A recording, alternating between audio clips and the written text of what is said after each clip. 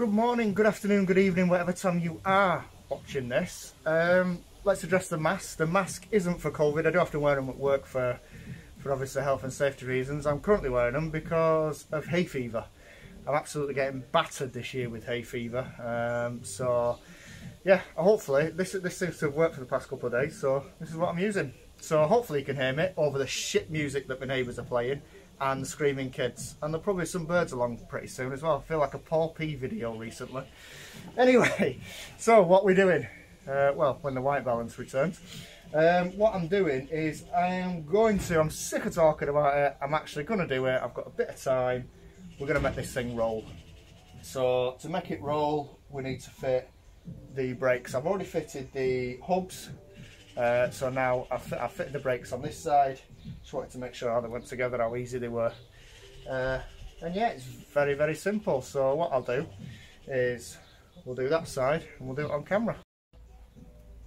Right, so hopefully you can see the hub there. Again, I will apologise for the crap music that my neighbour thinks is good music for some reason. What's that? That's caliper. This should be a disc. Sure enough it is. Get rid of all that.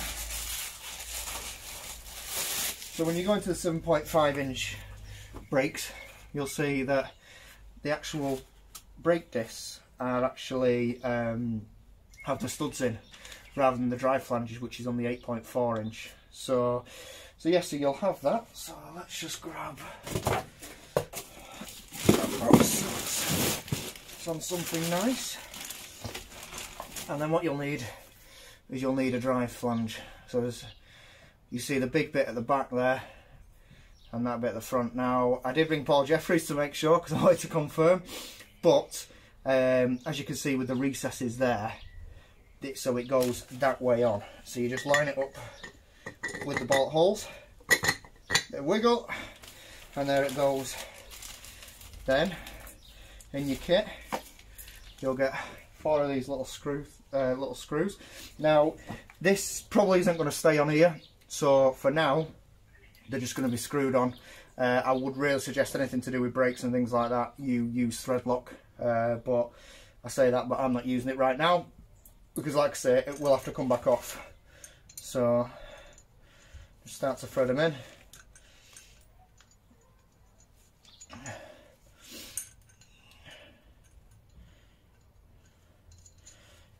And number 4.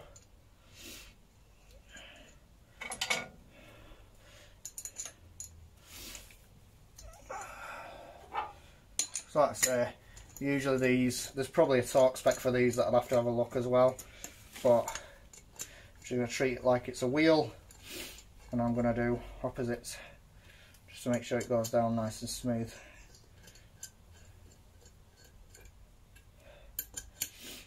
Again, this is purely to get it rolling so I can get on with other things. So yeah, I'm happy with them. So once you've done that, you want to put your disc, slide your disc on. Now some people, well, I'm really not just going to roll like that because at the end of the day I think I'm just asking for problems. So what you are going to need, you need a caliper, and one thing you will have to make sure is that your bleed nipple is at the top, otherwise when you come to bleed them, I mean, again, it's not really necessary for me right now, but just want to make sure that you are putting it on the right way. With that, I have purchased some new bolts because I'm a bit of a magpie and I do like new bolts. So I'm just going to slide that on there. It's got the spring washers.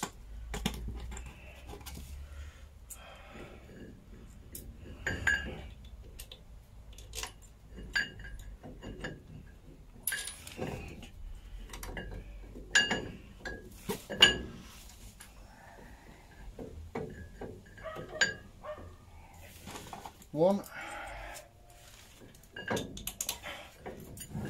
I've turned the steering. Might be a bit easier, eh? And to tighten these up, It's just a 9/16 socket. Again, I would use thread lock on these usually, but the fact that it's only to serve a purpose of get the car rolling, I'm not gonna.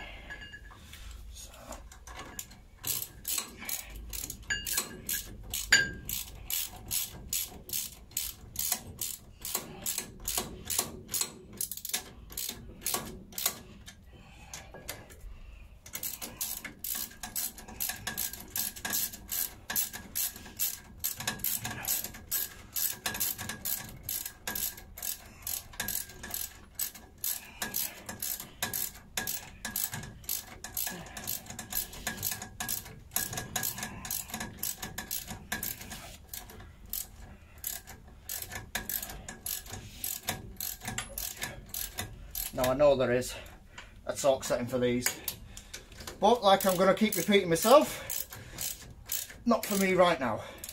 They're just done up snug. And then, again, possibly don't need to, but that disc is wobbly a bit. So I think I'm just going to fit the pads, nice Mintex pads, slide them in, and some, what do you Yanks call these? Cotter pins or cotton pins or something like that? They're split pins, boys, look. They've got a split down the middle of them. They're split pins.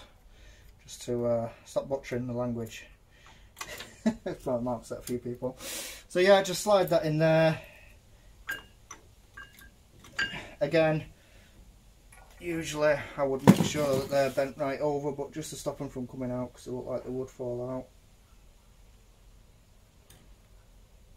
I'm just going to slowly bend them down so I can get them out easily.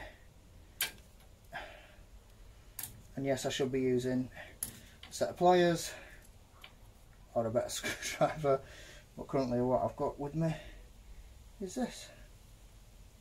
Come on. The other side went on so easy. There we go. Right.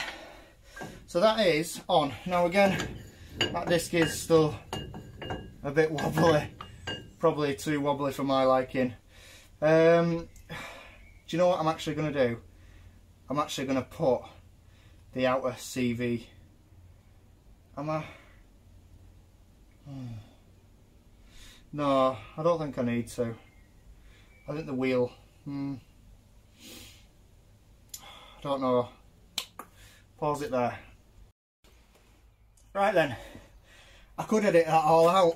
I've done so much modern stuff recently where the brake disc is held onto the hub by a little screw, or the caliper usually holds it on, or the wheel holds it on. Anyway, forget that. Stop being a pikey. Remember actually what I'm doing. So the idea is put that through. Look at that.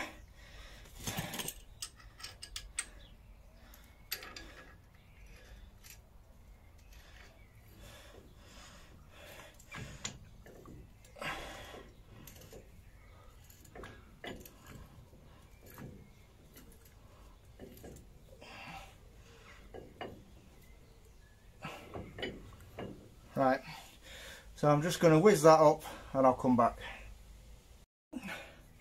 Right, so that's all tightened up and that's all now snug. So I'm going to go do the other side and then let's see what else we can do. Ladies and gentlemen, we have wheels. 12-inch mini lights. We won't be staying on that, obviously. I've not gone for the 10-inch brake conversion for nothing. So we were going on 10s, but these will do for rolling. So before, I think I'll end this episode here, but just before I do go, I'd like to just explain a couple of things about the subframe. So we spoke last time regarding this setup here. Let me just go around there. Shit camera skills. This setup here was more or less, well, it is standard. So you can use your standard, I think they call them wiggle bolt or drive shaft dodger, as I call it. Obviously top arm, cone, suspension, I can't even get my words out. I'm sweating. High-low, rubber cone and everything. Everything is pretty normal on this side. It's this side that gets a bit interesting. So after speaking to Jordan and Paul P, there's a plate welded in here. I can't really get in. Yeah, you can just see where I've actually cut it away. So the reason for this is I spoke to Jordan and Paul P, and I think this was designed for coilovers maybe.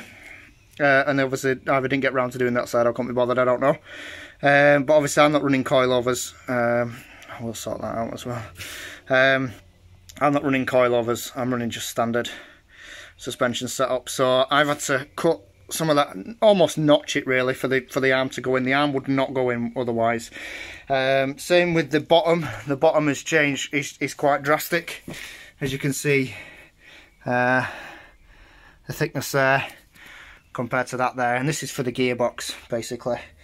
It's like that. So what I've had to do is I've had to get a wiggle bolt, because it's got like a shaft on it and then the thread at the end. So all I've done is I've ground the end of it and I've smoothed it both sides so I can put a spanner on. I am probably going to just weld in a little plate there, so it'll be much like that side, so it will almost hold itself when you come tying it up, but it's not too much hassle with we're just having to weld it, just having to hold a spanner there. So that's more or less it. So let me just put you on the tripod. So that's probably where I'm going to leave it for now, because I've got loads of stuff to get out of the Mini. There's nuts and bolts all up here on here and stuff like that. There's stuff probably underneath the car, and I'm going to need some help moving it as well. So I might ask Unicorn Girl if she can come out and help me. I think that's more or less it for this. Yeah, I keep saying it.